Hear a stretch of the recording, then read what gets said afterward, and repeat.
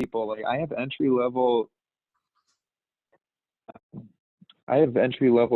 people here that I need them, and I want them to graduate through thing. But that job that they're doing needs to be done, and I have a lot of gratitude towards the job they are doing, and I'm happy to have them continue to grow.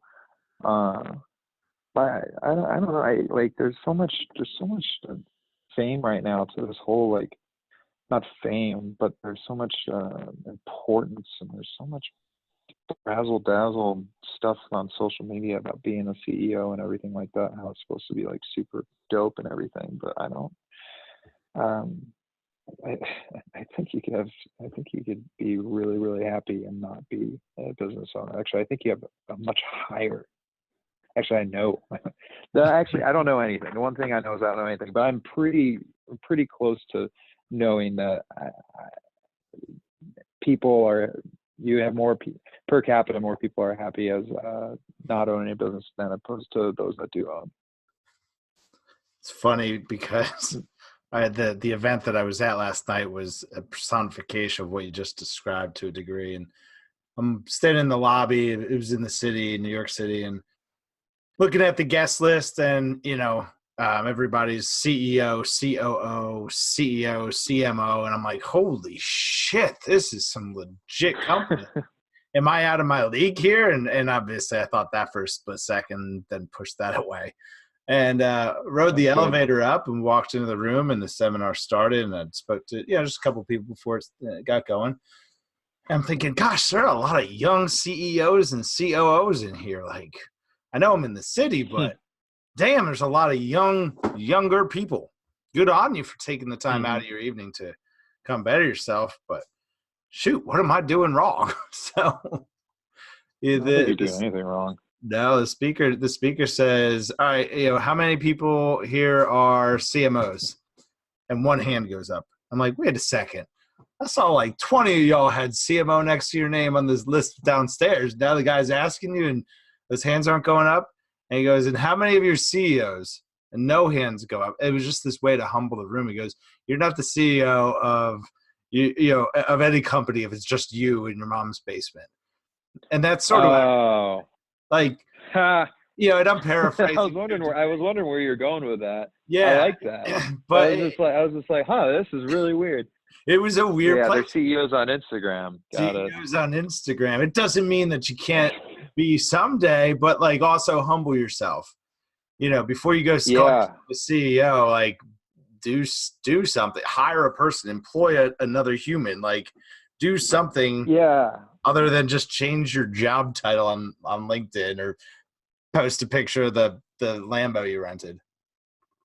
Yeah, I didn't even get that. Like I was my title was just a business owner / founder for, I think it was like 3 years, and we had like 10 people or 7 people, I think around 10. And then like just one of my mentors was like, you guys you and your partner need to change it to CEO and like CFO or whatever, like she wants to be, just because of like appearances and stuff like that. And I was like, I don't really care about titles. So I was like, okay.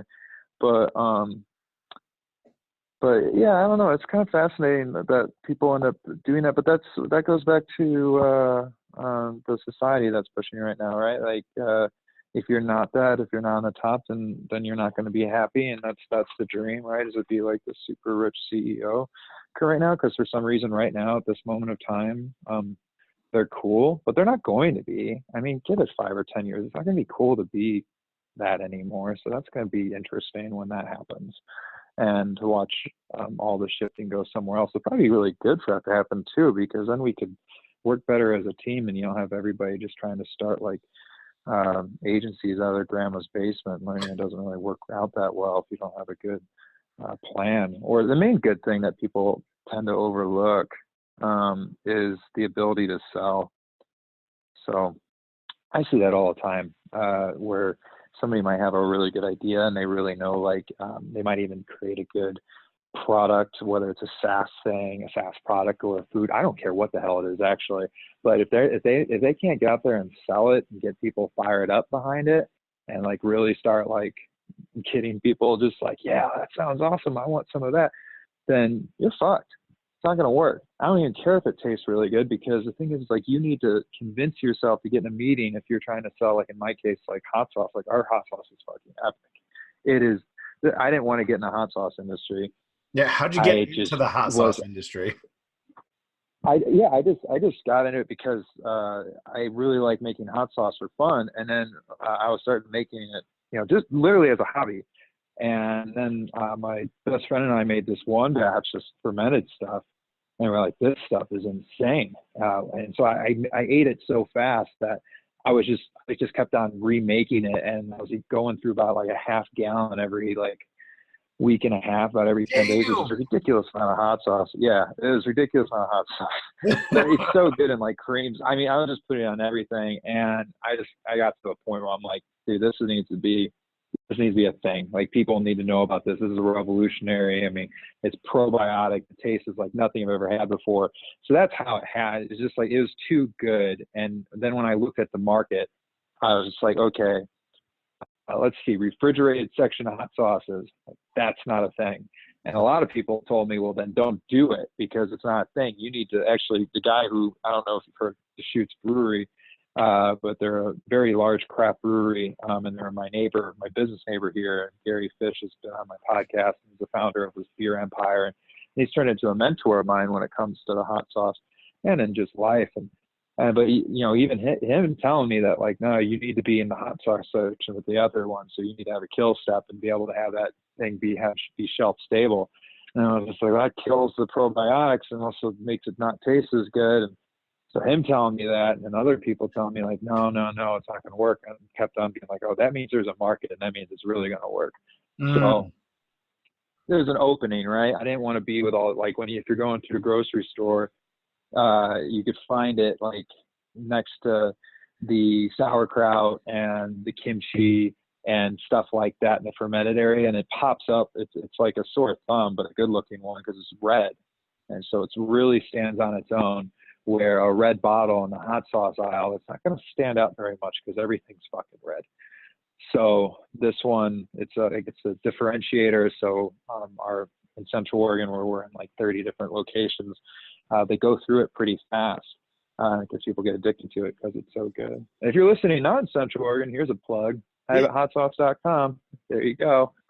One more time for anybody that missed it. That's habithotsauce.com, and there's a reason that it's called Habit Hot Sauce. And I think that I'm gonna go get some Habit Hot Sauce after this, because I'm now I can feel my glands satiating wherever that is in my mouth.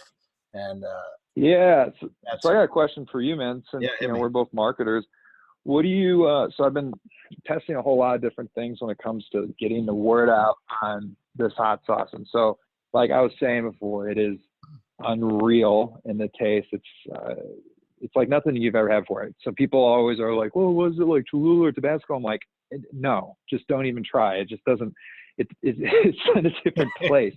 So I'm trying to think of like, okay, how do I get that message across to people? One thing that we've been trying a bunch of different stuff. It has been growing. One thing that came to me while I was kind of brushing my teeth yesterday, and I'm going to test a little bit, but what are your thoughts on join the hot sauce revolution? What is the hot sauce revolution? That's what I would end up describing it a bit more after that, like, well, join the hot sauce revolution. It'd be like the campaign for a probiotic, organic, non-GMO, just all the things, gluten-free, vegan, good for you, vinegar-free, no preservatives, all that sort of stuff it's all the things that, like when you get Tabasco, that's a bunch of vinegar with some peppers in it. The same with the Tapatio, same with Cholula. If you get the Sriracha, and don't get me wrong, I like Sriracha, but don't read that ingredient list. You'll feel bad about yourself real quick. There's all sorts of stuff you can't even pronounce. Well, ours is just peppers, water, salt, and some exotic spices I found in Patagonia. So I was going to say, what sells it? Is it that it's great hot sauce made from awesome ingredients, or is it that it's probiotic, GMO free, all that stuff?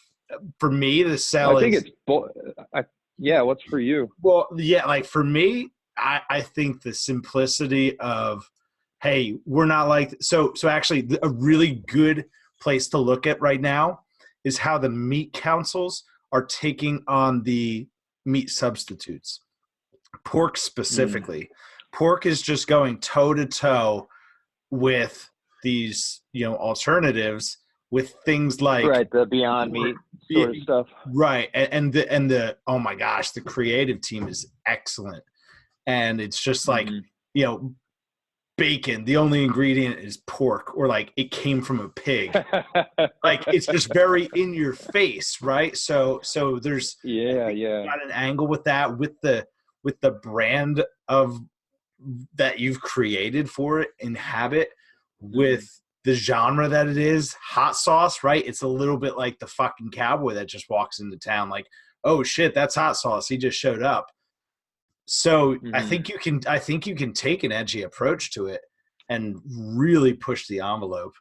All those other things that make it great are still things that make it great and are going to matter to people, but you need to get their attention first. And if you can do that by pushing the envelope, I think you've got a pretty cool opportunity in that revolution. It makes sense because it's that, right? You're challenging the status quo. You're not in the aisle. I'm in the fridge. You got to go find me. You need to go find me. See. Yeah.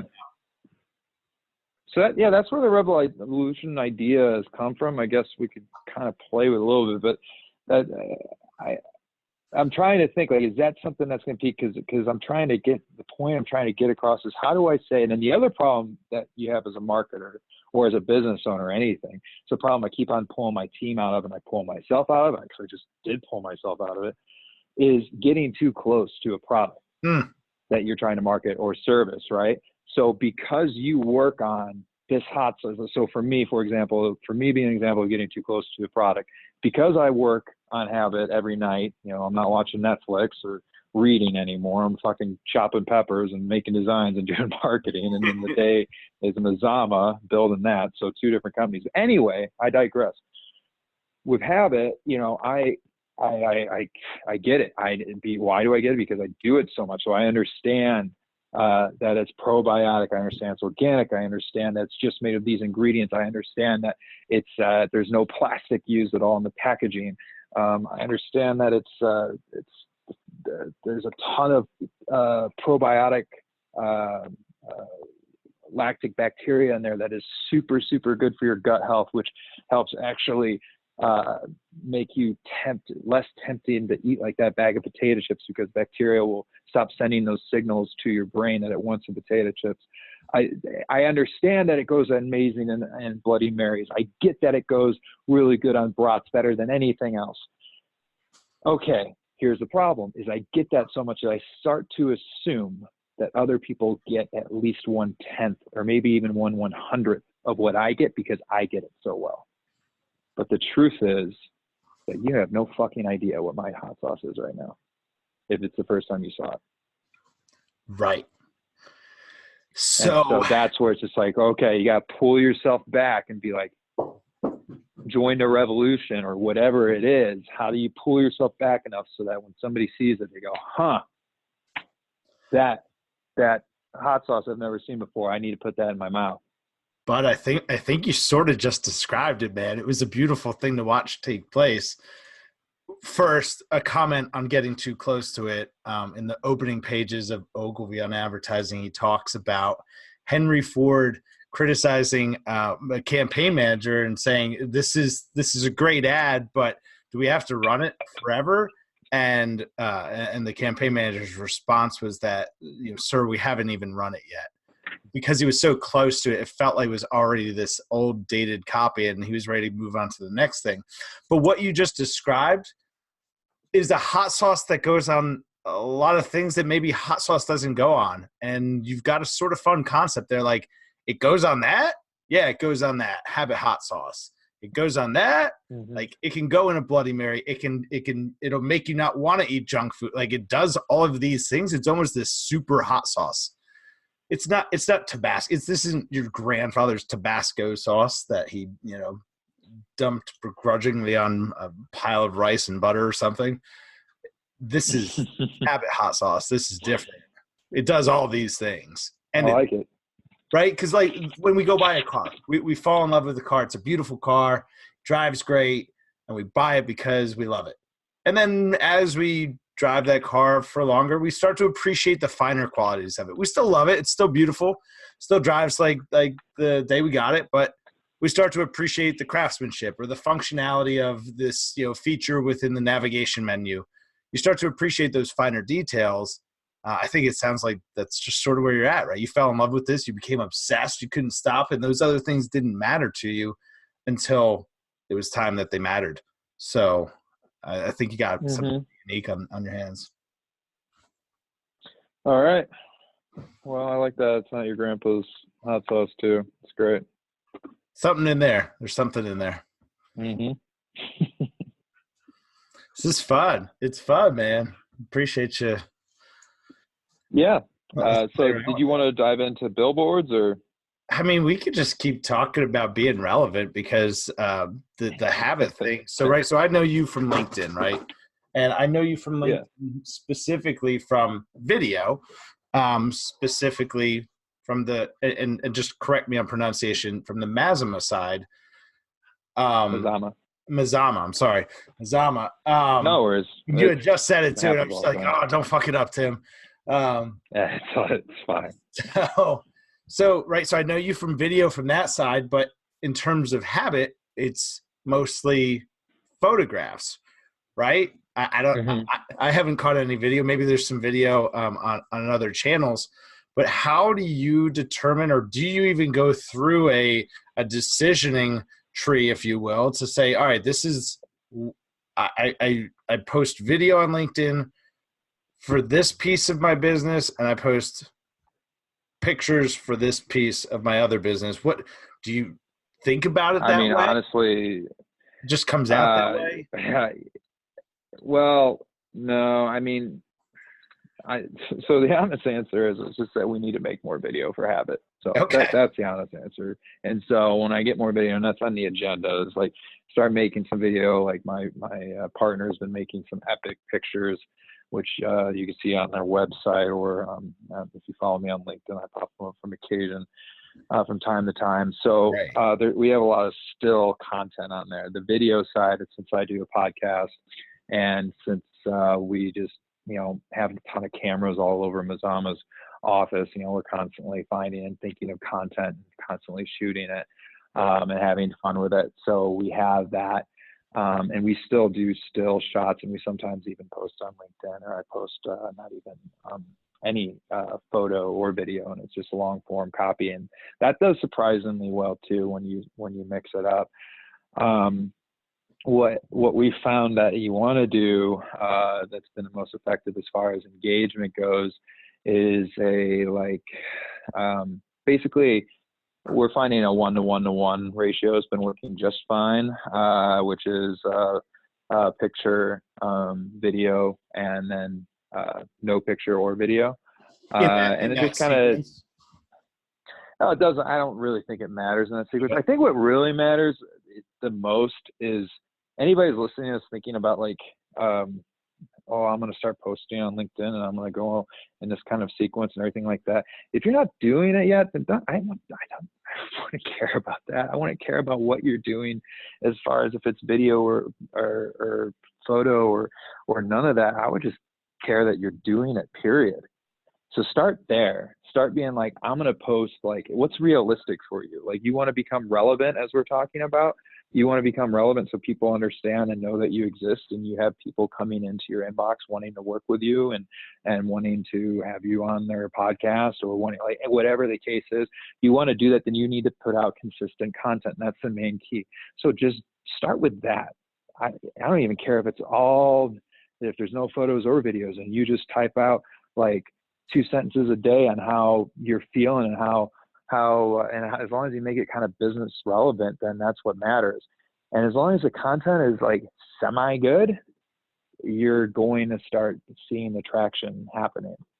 And but then there's also another point on it, which is patience, because it doesn't happen overnight. So I'll see people that will get into it and they'll start posting freaking every day, and they'll go at it hard for like 3 weeks to 5 weeks, and then it's just over. And they're like, I didn't see anything from it. I was like, oh, that's funny. You didn't, neither did I until month 6. So it takes some time. Like there was some doubt that I was just like, man, we're putting in a lot of effort. My team making all these videos. I'm posting all the time. I'm spending a lot of time. Geez, I don't know. Is anybody even watching my podcast? So all of a sudden, it is like our local, like the Bend, Oregon community loves the show. Hold on. And it's turned into a big reference for a ton of leads as well. But that didn't happen overnight. That happened after, I think it was month 6 or month 7, where all of a sudden we have this huge influx of people knowing about Mazama, knowing the work. Oh, here's the other cool thing about LinkedIn, if we're going to talk specifically about that. Okay, I have sold a lot of hot sauce through LinkedIn, and I did not know I was going to be selling the hot sauce when I decided to become serious on LinkedIn. So, yeah, I decided to start being serious on LinkedIn like a year and longer than that. Really serious a year and a half ago. Launched Habit in like June. So you're talking like almost a year of like, I'm building this up for Mazama, and I still am. That is the main thing. And I was just like, well, looks like I'm launching this hot sauce company.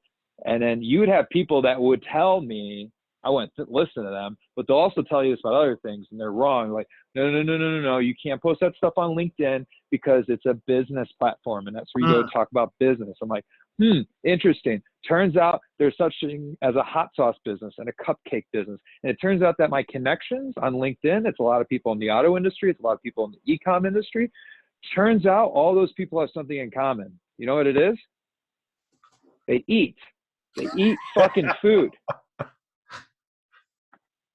So it's just like, like you're going to have crossover, and and I don't care what you're trying to sell. Like if you are all of a sudden switching careers and you're going from selling SaaS products to you're now a realtor, guess what? All those connections, there's a percentage of them that want to buy, are going to want to buy a house, and they liked working with you in SaaS, or they like following your content. Oh, it turns out that you're in the LA area and you're still in the LA area, or let's say you moved to San Francisco or you moved to New York.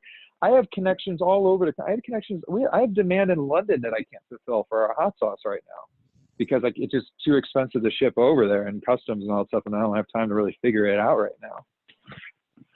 But yeah, man, post a lot, have fun with it, and then after you actually start getting into how you're gonna that you're actually posting, once you've accomplished that you're doing it, and that you're seeing some results, which is going to take you months.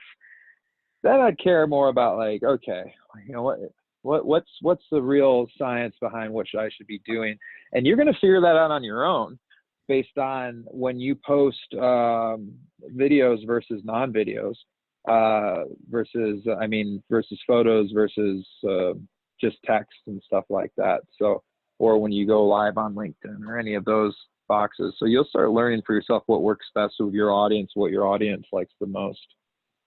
How would you suggest to somebody to set up a reasonable measure of success, right? If we all agree it's going to take time. It's going to take time, consistency, and you're just going to have to not fucking quit.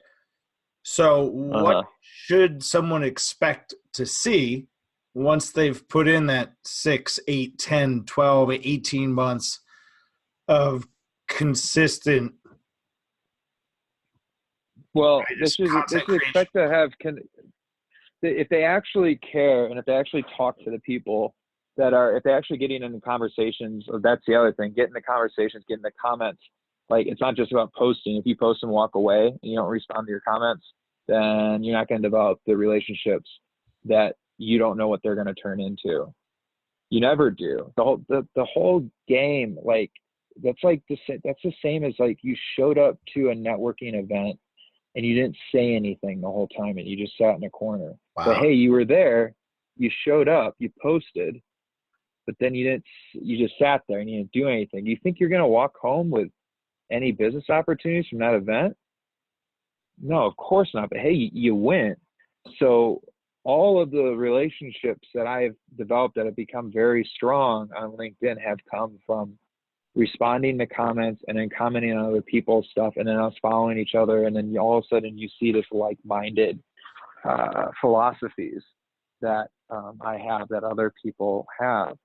And then you continue work. And then like, you know, Tim, you know, when you're getting into billboards and stuff like that, I'm starting to think that I'll be pushing some like money that way. So as things develop, you just gotta be patient. You don't know what's gonna happen like a month or a year from now, where I could end up be calling you being like, hey, I need some help doing some billboard buys in the Philly area. And you're like, well, you called the right guy. I was like, I thought I did. And, you know, we start going down that road, and that day might come. And then on the opposite effect for me is just like, hey, I have some clients that really need help doing some advanced Facebook and Instagram marketing. I'm like, well, Tim, you called the right guy. I don't know. And that just happens from actually talking. And so we reached out, and we don't know each other except for LinkedIn, reach out and do a podcast, like absolutely. And now we're talking and getting to meet each other, and this is not the last time we're going to talk. I guarantee that, because I haven't had that happen yet with anybody I've talked to on LinkedIn. The relationships have continued to the point where I'm even meeting these people across the country all the time. So, and then that's the other, like, this is just more of a life lesson really, but like I could right now just be like, Tim, who can use help on digital marketing? Just tell me right now. I need business. Let me know right now. And you'd be like, geez, I don't know. I mean, maybe Bob. I'm like, cool. What's Bob's number?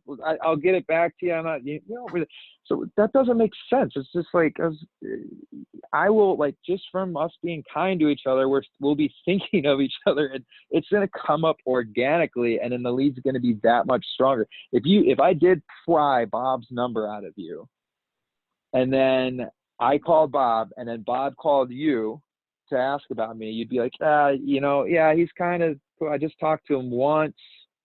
You know, you kind of dug for your number, to be honest with you. I mean, it's just all going to be off compared to if you just hit me up and said, hey, Bob could use your help. He was asking digital, and here's his number.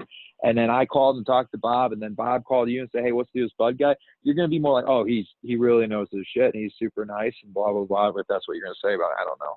But hopefully you get my point. A lot of people, they just jump to let me ask you your business right now. And especially those spammers, like as soon as you send a connection request and then you accept it, and they're like, hey, Bud, I've just put together a new website SaaS system and thought it'd be perfect for you and your agency. And it's like, I don't even read past the first sentence. But you can still end up doing that if you don't play this game of just networking and being kind to people and doing the right thing. You do have people see through that bullshit, and that's true on LinkedIn too. It's true when you go to those networking events, man. It's like you go to those events and you start like really hustling, and the whole conversations you're talking to people is just you pitching the whole time. Nobody's gonna want to talk to you. And you're like, screw that. Develop the relationships. I think it's a primal mechanism just built in, you know, for survival. Hey, people like this. What's that? To pitch? Just those types of people that you just described, that are always pitching, looking for that. I need that. You got any of them referrals? You got any of them referrals? Hey man. I think that over the thousands of years that we've been on this planet, we've just sort of started to weed them out, and now they're just exposed at scale.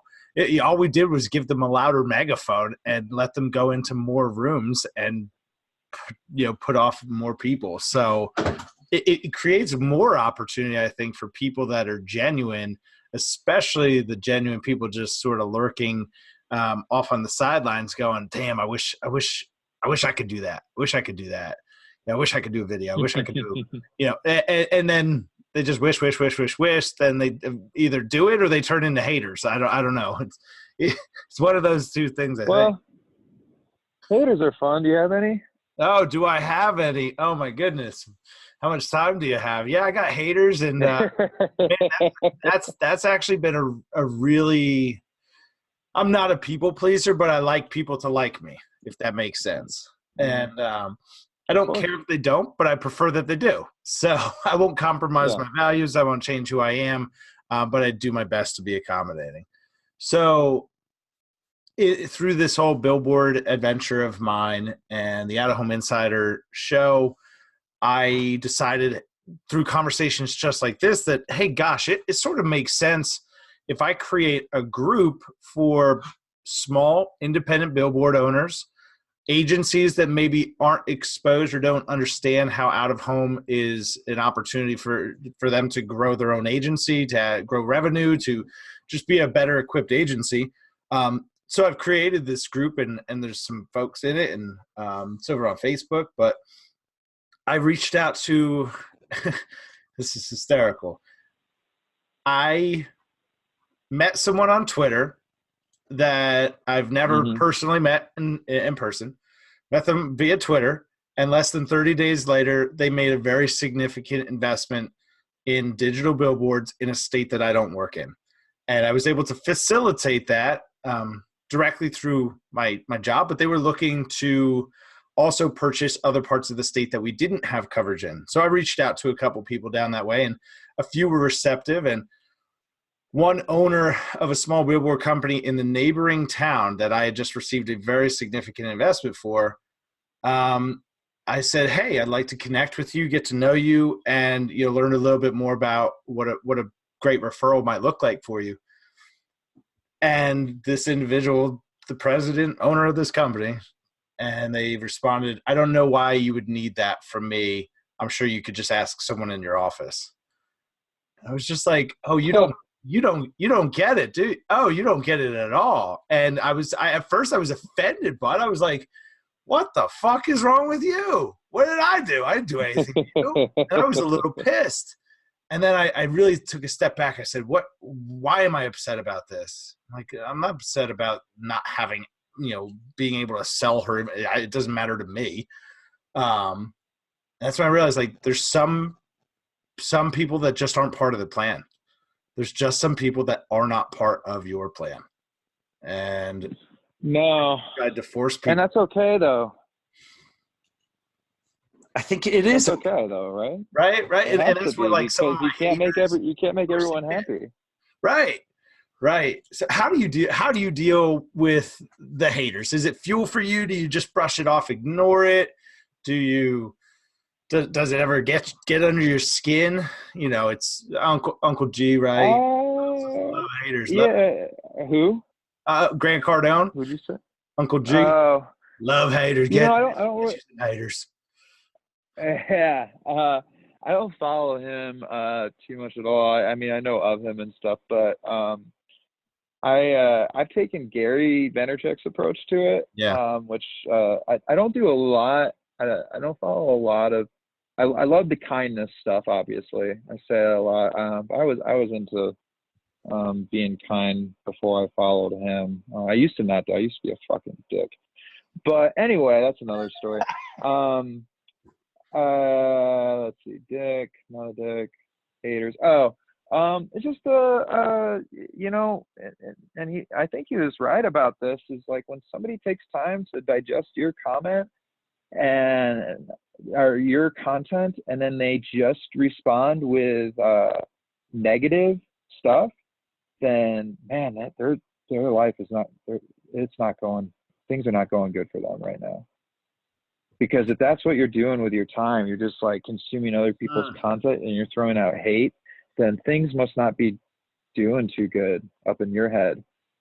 And I've taken it and I'm like, that's probably true. And so I started to get haters. And I just post mostly, actually, all the time, positive stuff. I've gotten haters from me. Like one of the big things we're pushing is for sex trafficking. In the sex slavery business, which is very rampant in the world, even our small little community of Bend, Oregon, here, a mountain town, that's what we're fighting. And I had people that started hating on that, and I was just like, huh? How do you hate on that? What kind of person are you? Well, they're like going under. What was one person saying? And this guy's like a troll, and I was like, man, I feel bad because I think he's just doing it for the attention. And again, then I felt really bad for him. He's saying that like, you know, you're not a slave if it's your choice. Talking about prostitutes and it's their choice, which that's a whole nother conversation. But the skinny part of that conversation is just this: it's not their choice at all. They're forced into it. And I don't want to get into it anymore than that because it gets to be a really dark place. But do some research if you're listening. If you think that sex slaves are like Pretty Women, where the woman chooses to be a prostitute and everything like that, look up Romeo pimps. Learn it's not like that. They're forced into this shit. But anyway, that and I've had people that have like really gone off about other positive stuff before. And I remember one person. It's actually from England, and this is kind of fun. This is how I got my English demand, and it's also we launched a English branch. We're in England now for Mazama Media, and our first clients came from this hater, believe it or not.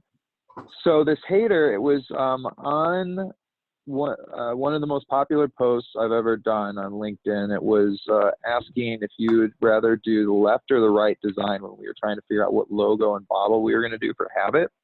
And the Habit on the left was cursive and the Habit on the right was not. And it's the logo that you see today. Well, we altered it a bit, but basically the logo that you see today. And so I basically asked people on LinkedIn, like, vote left or right, which one? And it went off. They got in front of 55,000 people, thousands of comments, tens of thousands of likes, and it was just insane. And this one guy in England that owns a branding company, he really went off saying that words like, and he didn't have the best English too, which is funny for him being English. His grammar and spelling was subpar at best. But he was just going off about how you need to hire a branding company for this. And everybody that's given all these opinions from apparent CEOs, quote unquote, are a bunch of fucking dumbasses. And then one of his English buddies jumped on agreeing with him. And it was like, holy shit. And by the way, the majority of the people that did weigh in that were CEOs, CFOs, some of them were like the CEO and founder of Hum, the biggest goddamn kombucha company in the world. Gary Fish, the guy I was just talking about. Scott Allen, the CEO of Hydro Flask, just to name some. So I was just like, I don't, that's pretty insulting and ill of form. So he leaves this long paragraph saying that, and then his buddies jump on, and I just basically responded with something along the lines of, I appreciate your input. That was it. And then more hate came from him and the other ones. And I was just like, I appreciate your guys' thoughts. And what ended up happening was a bunch of people that were more of a fan of mine, I guess. I don't know how you want to put it, but like non-haters started jumping in and calling him a motherfucker. And then there was just this huge argument between, I wasn't even a part of it, besides saying thank you for your input, of other people just saying, fuck, you don't know what the fuck you're talking about. This guy's had more, like one of the comments was, this guy's had more likes and comments on this post than all of your posts combined. So it's call that street justice. Yeah. But so anyway, going back to Gary's point, like I didn't see the point of getting upset and saying any of those things because, well, one, I didn't know this was going to happen, but some people did it for me. But two, so as the post continued to go on, he continued to be negative about stuff.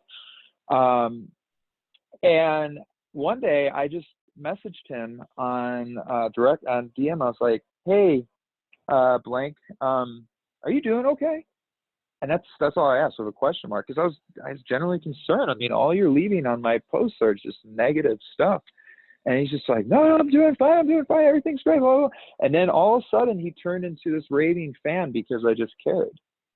And he's one of the guys that's demanding to buy some, and he said he'd pay for all the shipping. I need to get back to him on that, on how to get it to England, and referring us to people out there now that Mazama's out there.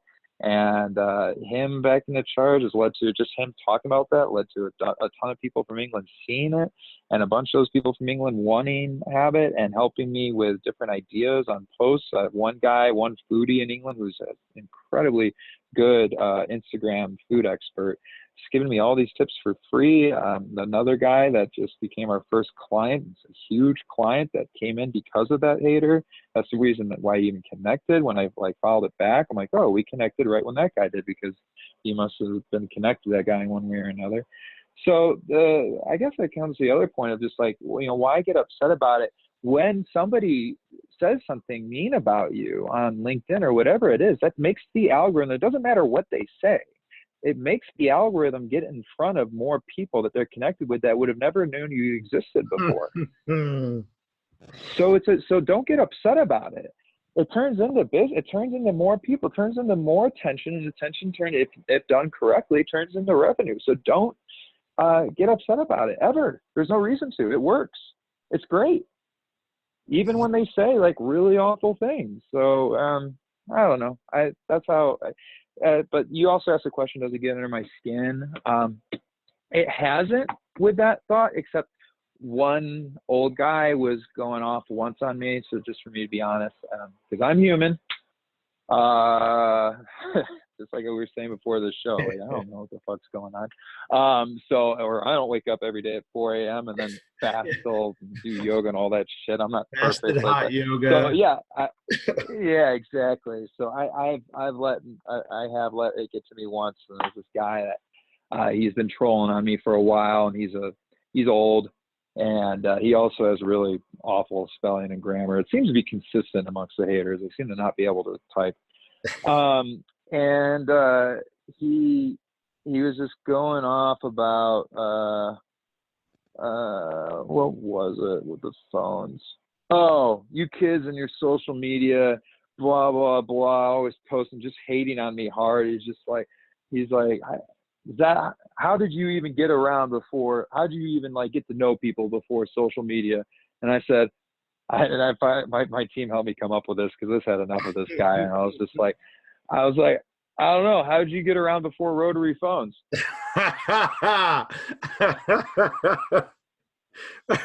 Were you a hater your whole life, or was that just that came along with the internet? Yeah, and so that really pissed him off. And he started going. He started saying that he was going to come and that we have weak hands, and he's going to come and punch us like Zuckerberg. So he's just kind of fucking funny. We're like, okay, man. Kimbo got in front of more people. LinkedIn universe. Yeah. R.I.P. That's great. Love you, Kimbo.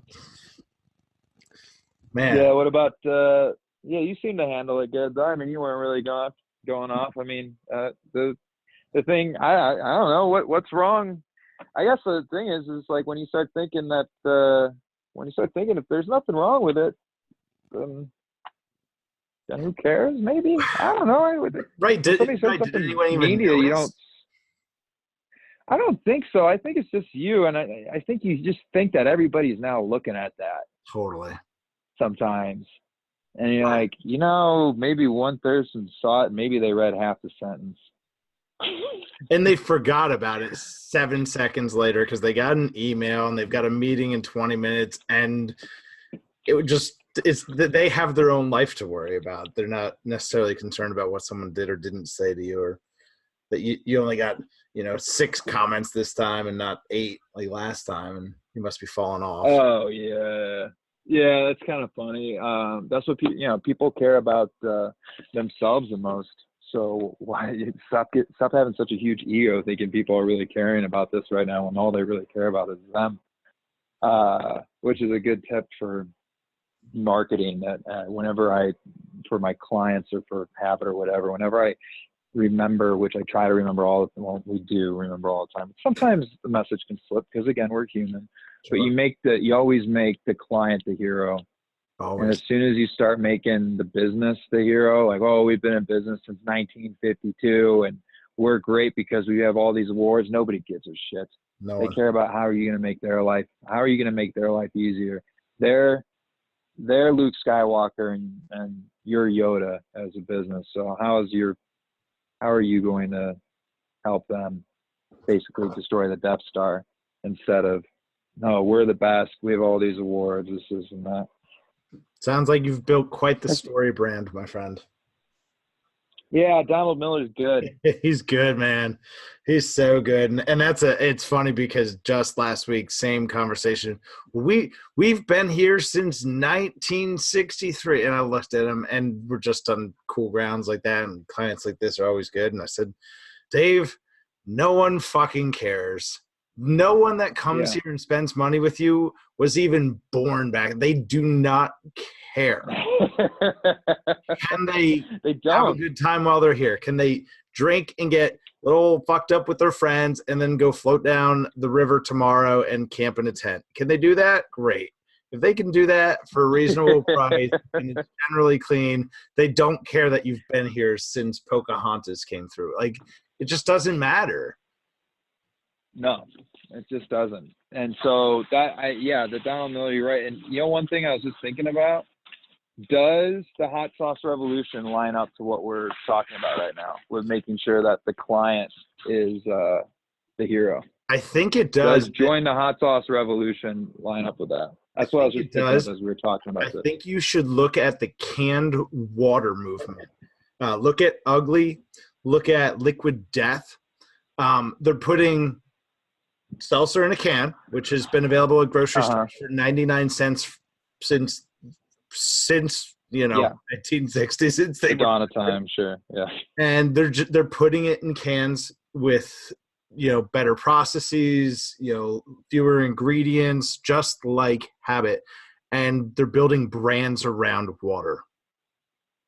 Mm-hmm. And I think that what's it called? Ugly. Ugly is one of them. Hugh Thomas, he's pretty active on LinkedIn, and then the other one is Liquid Death, which is actually out of the UK, if I'm not mistaken. Okay. Ugly drinks, cool. So I'll check them out. It's cool, man. Cool swag, cool branding, and that's really. I mean, they're just ahead of the curve. Obviously, we're already there in some ways, but with established brands that have maybe been doing it for a while, but where things are transcending the product, right? It's water. It's soda water, right? it's just seltzer. Yeah. We saw that rage a couple years ago with the different flavors, and they almost got it. They almost got it right. But these guys are building legitimate brands around canned water, and it's incredible. So Ugly was the first one. What was the other one? Liquid Death. Okay, check that one out too. I think it's I don't know if people are seeming to join. I mean, I'm a big I'm just inhaling bubblies nowadays because I haven't been into soda for I haven't been able to.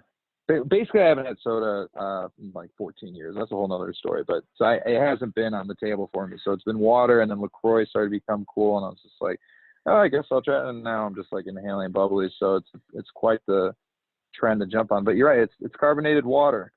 That's it's how you make the brand.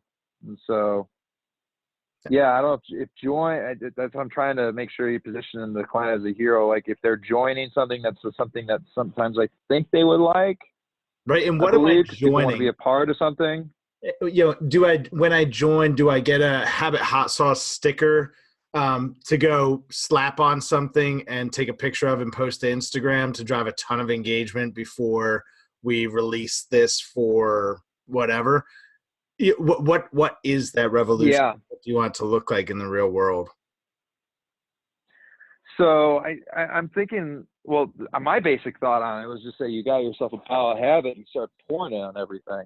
But I mean, we have stickers, and I'm getting into text marketing has been incredibly successful for Habit and for a bunch of my clients, 1,623% ROI we've had on on one campaign, which is just okay.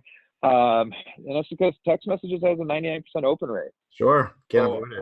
Maybe you took join the hot sauce revolution by texting join now to 59238, which by the way, that's not it. Don't do that. If you're listening, not getting a sticker. That's brainstorming. No, nothing's going to happen. But Or you just joined something that you wish you never joined. but maybe that would be a trigger to like, yeah, and we'll send you some habit stickers and a coupon or something like that for half off habit, and then they actually get something tangible in the mail. I don't know. That might not be a bad idea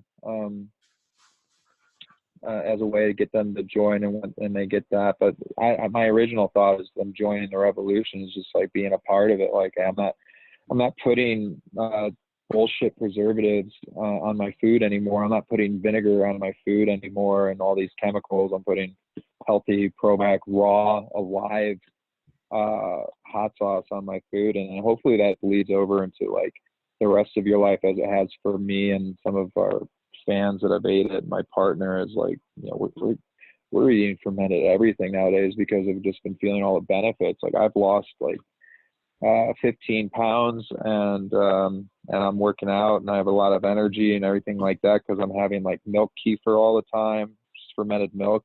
So Yep. freaking good when you make it yourself. Kombucha, yogurt, obviously habit hot sauce, sauerkraut, kimchi, pickles. There's so many fermented foods that just have all these like really probiotics. That these probiotics, what they do, and they control more sensors in your gut biome than your brain has sensors. Wow. For telling your body what to do. So the bacteria really is what drives your brain to say, this is what I'm hungry for, is because your GI tract that's what it's craving. It's not your brain. Your brain's just fucking relating. Your brain's just a messenger. It's the bacteria that are telling it. So you start all of a sudden flipping that shitty bacteria out. It's craving potato chips all the time and McDonald's French fries and shit like that with good bacteria, where it's asking for like veggies and lean, clean food that doesn't have any antibiotics in it, because antibiotic, like if you start eating beef with antibiotics, and antibiotic means anti-life. So it doesn't just kill the bad bacteria, it kills all the bacteria. Antibiotics in your gut is like nuking. It takes 2 years for your gut biome to recover when you take that. So be really careful when you do that. Yeah. So it's not just like, oh, I'll be good this week and next week I'll be better. It's like, no, you kind of got to build it up for 2 years and then you'll be better. So that's kind of a big deal.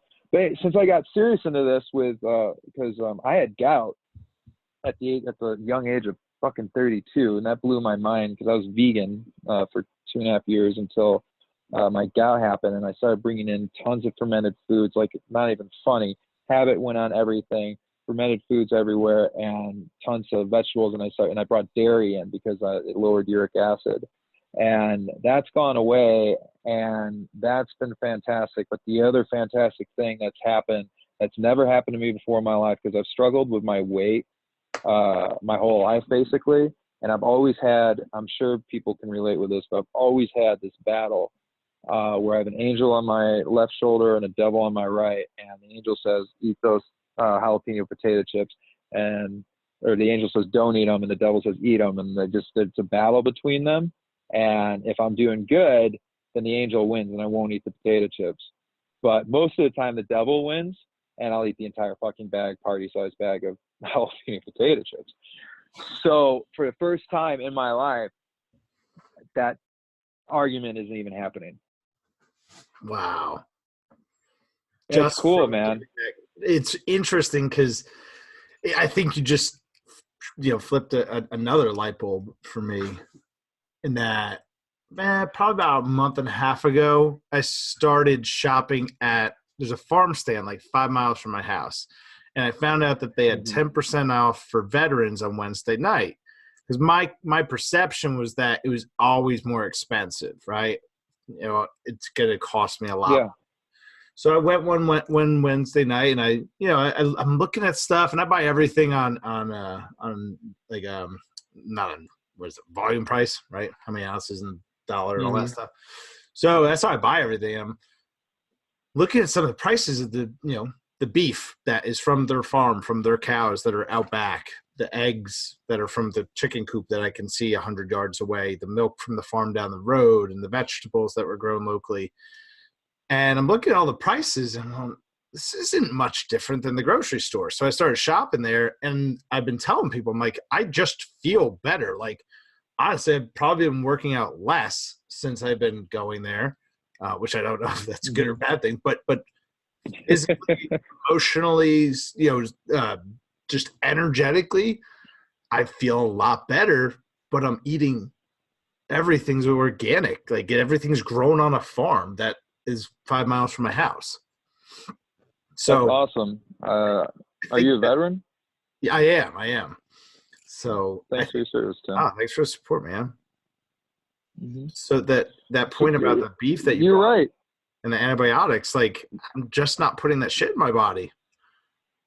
No, yeah, and so yeah, it turns out like vegan's one thing, and I did that for a while, about 2.5 years. Now I'm vegetarian, and the thing is that I'm doing a lot better. I mean, I got gout as a vegan, which makes you wonder, because what causes gout is meat and alcohol. I definitely was doing the alcohol. Not an alcoholic, but I live in a fucking craft beer mountain town where we have more breweries per capita than anywhere in the U.S. So casual beers is just a thing here, and so I've had to cut that out, and it's turned out to be a good thing. But but the meat I wasn't, and so then I was worried about bringing dairy in. The Lord got me. I was like, oh, I don't know, because I'm good results. But I went and I found a dairy cow, and I met the damn thing, cute little cow. Anyway, I met her, and she's not full of antibiotics, and she roams these pastures, and she's not hooked up to a machine, and I get milk from her once a week because I bought like a share of it, and it's delicious. And I don't have any antibiotics, because in the milk it's the same. Like if those dairy cows are shot with antibiotics, which they are, to make them not get sick, because they're so close quartered, and they have these machines making cuts on their udders, because that's what happens. Actually, so with that, the standard milk that you see at the grocery store, like, I'm not talking about like the stuff that comes, like, when you think of a milk jug with the blue top on it, or wherever top, the standard milk jug, that stuff, the FDA allows a certain percentage of bleach in it. You said bleach? And yeah. And they let, like, the bleach I use on my clothes and my floor and my toilet, bleach. Yeah. The shit you're not supposed to eat. Right. Got it. Stuff. They allow a certain percentage of bleach in milk, so that the dairy farmers, which, good job to whatever lobbyist won this, convinced the FDA to allow this to go through, but that's a hell of a sell. We got to put bleach in it. Why do you need to put bleach in it? Because there's blood and pus in it, guys, and it looks bad. So if we bleach it, it'll be white. Oh, yeah, you could do that then. What a conversation that was. Yum. Yum. That's awesome. That's great. And that's the other thing about going to the farm stand. My milk comes in a glass jar, probably much like yours, and I bring the jar back, and I feel like I'm doing something good for the environment too, while drinking the best chocolate milk that I've ever had. It's so good, isn't it? When you get it right from the cow. It's almost, I only ever pour myself a half a glass, because it's just so good, and it's so rich. It's so creamy. The butter, like, everything from there, it's almost ridiculous, because I try to have these conversations with people at work. I'm like, oh my gosh, I have the best farm stand. No idea. Look at what I ate last night. You can get these frozen meals there. They're 4 for $20, and with the 10% off, right? 4 for $18, and it's like the grandma of the farm made them and packaged them. So I come home and I have meatloaf, and I have, roasted red potatoes. It's great, man. It's the same money. It's costing me the same or less than going to the grocery store. Yeah, and it's a lot better on your body, man. You're not taxing the hell out of it by having a bunch of, who knows how much bleach and antibiotics is not in your milk anymore. So, winning. And blood and pus. And blood and pus. All four of those things you probably don't want, and that's what's in those other ones. Right, and with the world being crazy, coronavirus, and all these different things going on, it's sort of just nice to know where your food's coming from. Yeah, coronavirus. That's a great example, by the way. not to go on a tangent, but here's a tangent. That's a great Let's example go. of marketing just gone wrong, man. But like it works so well, but it's just gone so fucking wrong. Like you just you have the news and the internet and the cable news just needing clicks. Yes. And so we've gone into an age of, there's this book called Trust Me I'm Lying from Ryan Holiday, who's my favorite author. It was his first book. And he talks about how he was able to get any story whatsoever, and he teaches you how to do it too. How to get any story picked up by a blogger and how to watch that go all the way up and be on fucking and the NBC Nightly News. Stop it. And it could be he got onto the completely news? false. Oh, he does it all the time. Like you just gotta read. Like he'll just have a completely fake story to promote some movie or some actress or some whatever, or American Apparel, which he was doing it for. And he would just like watch as he would have this fake stuff just go up because it would get clicks and nobody cared, and there's no integrity. There's no checks on whether or not this is a true story or not. Wow. So with the Corona thing, you know, you just see when I was at the gym, I don't watch cable news, but when I was at the gym, I was just watching like the flash on the TV just said coronavirus outbreak. And outbreak was the scariest font I can think of. It all red. And it covered the entire coronavirus thing. It's just looking like this. Like if you looked at this, you'd think we're gonna die. Everyone's gonna fucking die. And so that's what everyone starts thinking. And then it just continues to feed that. When the truth is yeah, it's a virus and people are dying and it sucks and that's a bummer. But more people have died from influenza this year than the coronavirus. And that's the flu. So more I don't people know died if from it the made flu me this feel year. better or worse. There it is. See, I've been fighting this little cold since I came back from the city last night, and I'm like, shit, I sure hope I don't have the coronavirus. But now you tell me that I'm more likely to die from the flu. So I don't know. It's killing the same people. It's killing the same people that the flu kills every year.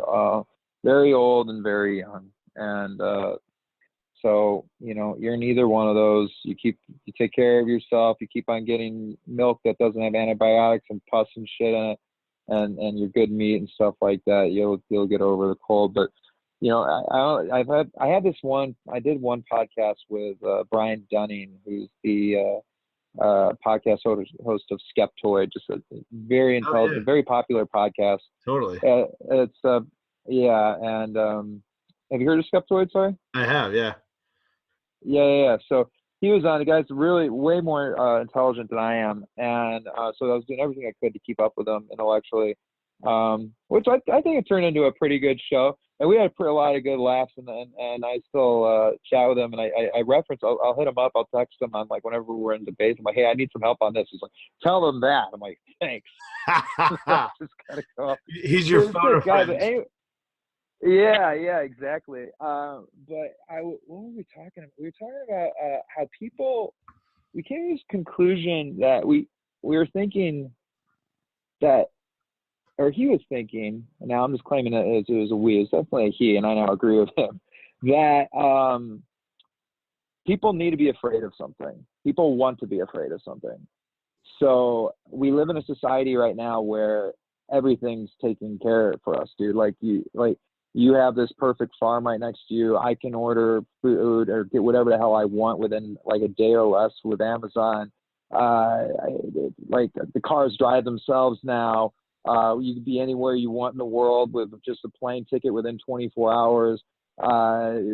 You could look up anything you want in the supercomputer that's more powerful than computers that they had that did the Apollo missions. We all have it. We're like cyborgs. And so basically we're not worried about saber-toothed tigers or an angry horde coming. We aren't worried about a bunch of angry Canadians invading and killing us in America. Like that's not a part of the equation. So you start thinking of like 5G, and oh my God, that's going to start killing all the radiation. When it turns out it's just radio waves and it's a bunch of bullshit. Or you start going down other conspiracy roads or coronavirus, whatever it is. It's just because people need to be afraid. Like something, they need to have their attention. That something is to be fearful of. There needs to be something, and then that's what allows this stuff to really like take off and blow up. I find that to be true a lot of time when I look at something. Now, if the numbers started coming back from coronavirus that like, half the people that got the virus are dying, then I'd be like, I wouldn't be talking about this. I'm like, yeah, that shit's accurate. You gotta lock this shit down. But it's not that. It's like I forget what it is, but it's not even in the double digits percentage wise, not even close. So you start throwing some Black Plague numbers around, like 30, 40, 50%, then you're like, oh, okay, yeah, no, nobody should go outside. Yeah. Try not to die. Right. We should But restrict it's not. everyone in China. That's, just those are crazy things. It's funny to think how we've adapted, right? We've talked a little bit now about some primal instincts and how those things translate into the modern world. It's interesting to think how many of those things there are, and that we don't know how they're impacting and affecting us on a daily basis, right? The fight or flight mechanism that you don't use, right? There is no saber-tooth tiger, but you do need to have that reaction. Your body's still geared that way, and it's going to react to whatever that thing is, whatever that mechanism is. And, for relevancy, right? The reticular activating system that says, hey, that looks familiar. That I can trust that thing. I'm looking for a Subaru. All of a sudden I start noticing all the Subarus. That must be like me. And now I feel like I'm part of the pack or whatever. We see advertising that all of a sudden it's relevant because now all of a sudden it's relevant. So these things have adapted over thousands of years, and it'll be fun to watch how they morph as we find more ways to advertise to people, as we find different saber-toothed tigers and things to be afraid of. Yeah, we'll find virtual reality advertising. See how that goes. No kidding, man. I'm keeping my eyes on augmented reality. What do you think? Is it VR, AR, or something that we're not seeing yet? What do you think it's going to be? I don't know. I mean, Facebook gave me an Oculus Quest. Actually, Zuckerberg did. I was at their conference last year, and he had an Oprah moment where everybody in the crowd's got an Oculus Quest, which is kind of funny. But it's cool. But I don't know. One day, I think something to spend a bit more time on is this thing that won that I wish didn't win, which is voice. And that just learning how to make apps within Google, Siri, and Amazon Alexa is much more of like an emerging thing that people aren't taking advantage of. The same with like text message marketing. It seems so like, oh, well, obviously very few companies do it. Very, very, very few. And when it comes to VR, AR, it depends on like how small can they make the goggles. What I think is going to win, to answer your question, if you have me pick, I think it's going to be VR, because I haven't seen an AR piece of equipment really take off yet, nor have I seen one of VR, but VR has definitely had more success than AR has. So it's just, I think they'll both end up being a part of our future. It's just which one do you decide to spend money in when it comes to how you're going to market for your clients or for your business. And maybe VR, but that's only if you're looking to forecast 5 years from now.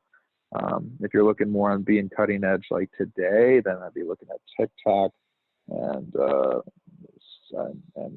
text message marketing and messenger bots. Let's talk about messenger bots, because you just pulled off like a crazy ass thing. So let's talk messenger bots and voice. Messenger bots, is it exclusive to Facebook, Instagram? Are you seeing people use it on their sites? Where are you finding the most effective uses?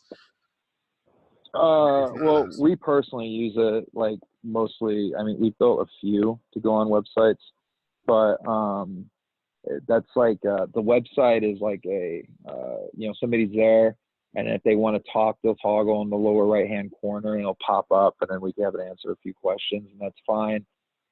It's better than not having it, but where we can see more actual results, like, hey, you put in $1 and it spit out $4 or $10, is on asking for acquisitions through Messenger via Instagram, Facebook, and sending people in the Messenger. We've seen a ridiculous amount of success building out bots. We built out one bot that can take people will take a picture of their ID and a picture of their insurance, and then see if they qualify for a weight loss surgery, and then set an appointment with the doctor for that. That's incredible. Yeah, it's pretty cool. So and so that client's stoked because it's working, and so and why did we built other. Did you choose that piece of the equation because it was the qualifier, or because that's like the biggest pain in the ass part of dealing with every doctor, or both? It was because we wanted serious leads. So you can make a lead gen ad on Facebook and get a bunch of leads that are shit really easily. Just Google Facebook lead gen ad, create a lead gen ad, and the person just puts in their name and number, autofill into it, and then they hit sign up, and then you get a lead emailed to you immediately from Facebook. Sounds dope, and it's cheap. What could go wrong, right?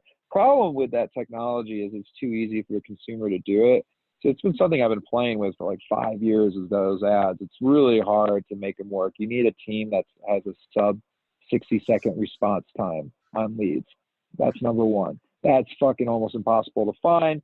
So first, do you have that? Yeah, give it a shot. If not, don't even do it because it's too easy to do. And so since somebody doesn't have to type in their name or their email and they just hit sign up, most of the conversations between the sales rep and that lead go along the lines of this.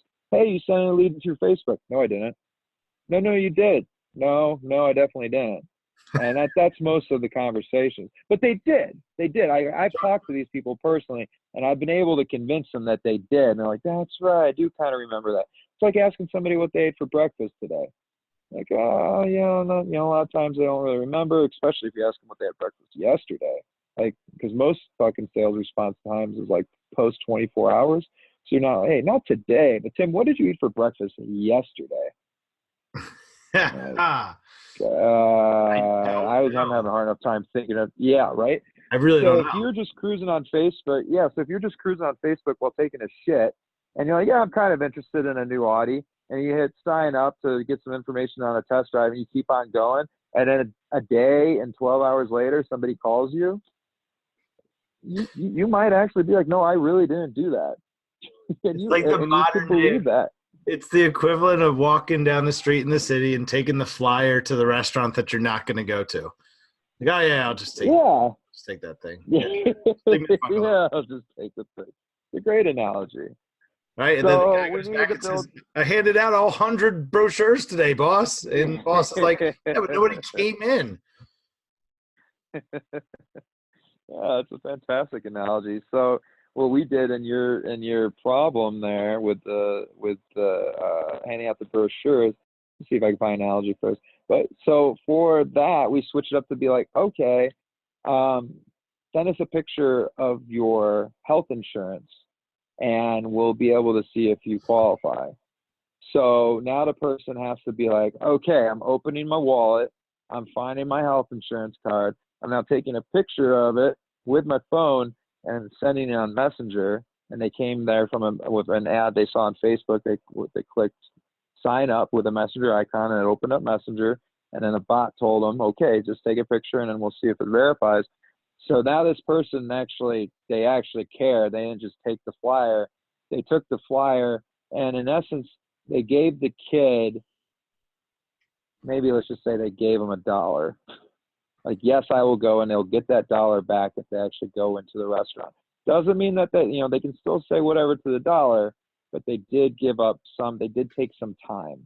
They did do something to more than just tap a button. It took a lot of effort. So that's where those things end up becoming successful. And then from there, my team just built it out on top of that. My team was just like, all right, so if that's the key to make good leads come in, then how do we make it to go from beginning to end, which end is a book appointment in their software for them to come in and send them a confirmation email and all that stuff. And so that just built over time to do all that. Right. And so, and for a business that shoot, for any business, just to be able to have that, and that can run 24 hours a day, 7 days a week, 365 days a year, to equip a manned staff to do that and to do it effectively would never be economical, and would probably be possible from a talent standpoint or a process standpoint to just keep that many people. You just couldn't do it. No, you have a lot of tire kickers and stuff, but that's not to say you shouldn't. So they have a team, and actually we have a team too. So people that will just kind of oversee all the messages coming in, and Sure. they'll see somebody drop off or something, and you could come back in and be like, hey, this isn't Bud anymore. This is Sally, and I was just here to help you change your life. You still have we just need a picture of your ID if you have a second. Oh, okay, yeah, sorry. The human element still does help, but you don't. Sure. You could scale. Like we have ones that come all the way through, but I would still, like, you're going to launch a messenger campaign. If you're listening to this, I would not just think that the bot's going to take care of everything for you. Keep an eye on it every day. How many? For one person, how many campaigns could they look over at one time? I think that's where the advantage is. For a person. Yeah, it's one person. Yeah, that answer, it would be, let's see, trying to think of the call center to work with. I think one person can overlook, like, I think it's like 250 conversations at a time. Okay. I mean, overlook and see. It's reasonable. Yeah. I mean, but someone dropping off, and new ones are coming in, and that 250 is always changing and morphing.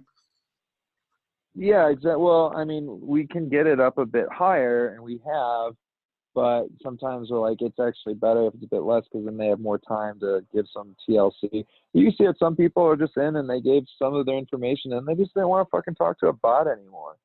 And then when a real human comes on, you're just like, hey, I just want to see if I can help you, and I'm real. And then all of a sudden, you have an actual lead for a $40,000 surgery. So it's like worth it, right? It's like, totally. We're not selling. In this scenario, I mean, it's worth it in almost any scenario, but in this scenario, we're talking about like big ticket items. And that's where, with out-of-home advertising, my counterpart and I, we came up with a sort of an attribution sliding scale, because out-of-home can be measured in so many ways, and all of those ways sound great, but not all of those ways are practical for everybody. So we came up with a scale that really sort of mirrors what you just described there. And we call it low commitment, average commitment, and high commitment. And those low commitment businesses might be a quick service restaurant, right? A burger joint.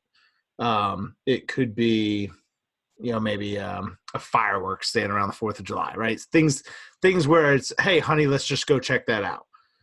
I didn't need to think about it. I'm not committing too much financially, time-wise. We're just making a spur-of-the-moment decision to go do that. For those types of businesses, I can tell you measurable foot traffic impact to your business from exposure to your outdoor campaign. That's exciting. Going all the way to the high commitment side, right? A vehicle, a $40,000 surgery. There's going to be more steps involved. So to track foot traffic, there's a lot of things that can go wrong between me seeing your advertising and me showing up at your place. So to measure the impact or efficacy of an outdoor advertising campaign based on a whole lot of variables that we don't control is unfair. So then we say, all right, we're going to measure it with, lift and organic and direct traffic.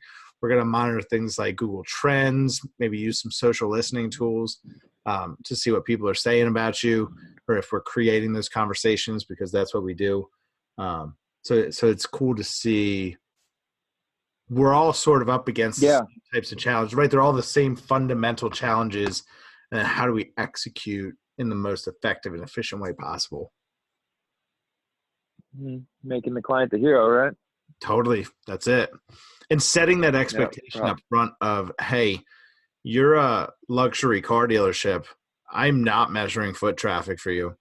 As much as you would love for me to sit across this table from you and say, hey, this is how we're going to do it, because I know that dealers love the idea of foot traffic and being able to know someone saw my ad and then they showed up here and spent money with me.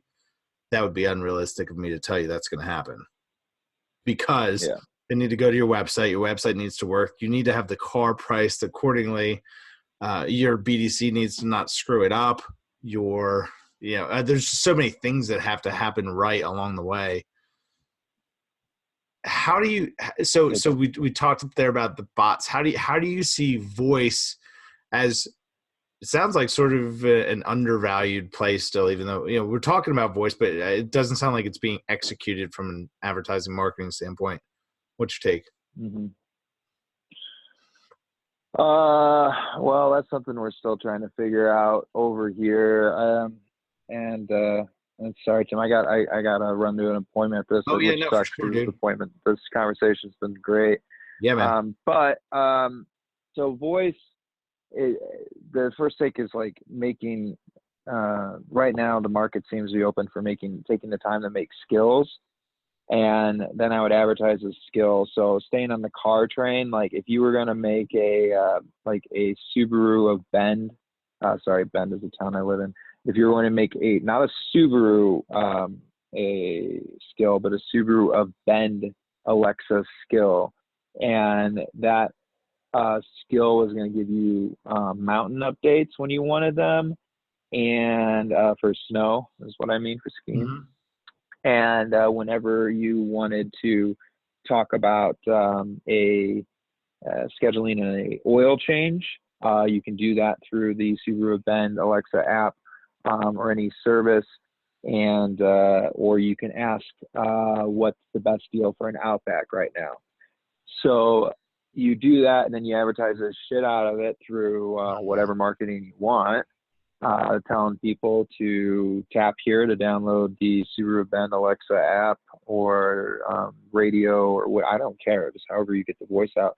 And the thing is I believe that if you were to take that seriously, you would end up getting a lot of attention just because it's so like, what?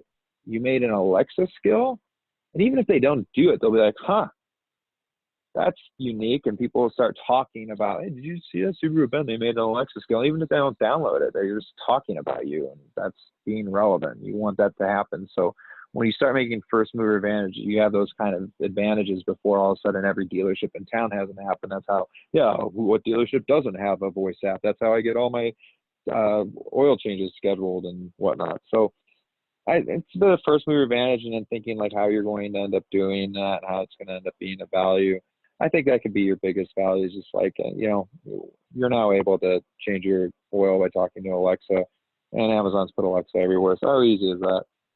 That's awesome. I think after this, I'm going to go build the out-of-home insider skill. But I want to leave you with this from me to you, the habit hot sauce revolution. Every revolution has a flag, my friend. Give them a flag and let them hold it and raise it and wave it for you. It's been a lot of fun, but if people want to find you, where's the best spot? Probably LinkedIn. I mean, I'm active on Instagram. My last name's unique, Torcom as in Mary. So I'm the only like Bud Torcom out there. So, if you find my Facebook and my Instagram, and my LinkedIn is what I'm most active on. And then I have a website, budtorcom.com, and you can see our podcasts. And all that fun stuff, which we do. We have a bunch that we're going to be dropping. A lot of really fascinating conversations with people who've just built big empires here, and they're all live too. So you can watch them on like YouTube if you want, or you can listen to them. But I would say the most important thing is that there are conversations. Get habit hot sauce in your life. Thanks for saying join the revolution, raise that flag. Like, if you're not having those probiotics, oh man. That's right. You're gonna be all jacked up in your life. And we pissed off at work. Yeah, habithotsauce.com. We hating in the comments and stuff. If any haters show up in the comments, we're just gonna say Habit hot sauce changed your life forever. But thanks so much, man. Yeah. It's been a lot of fun. Thank you, man. It's been same. We'll do it again soon. Again, everybody, thanks for tuning in to the Out of Home Insider Show. I'm Tim Rowe. This is Bud Torcom. We're signing off, and we'll see you guys real soon.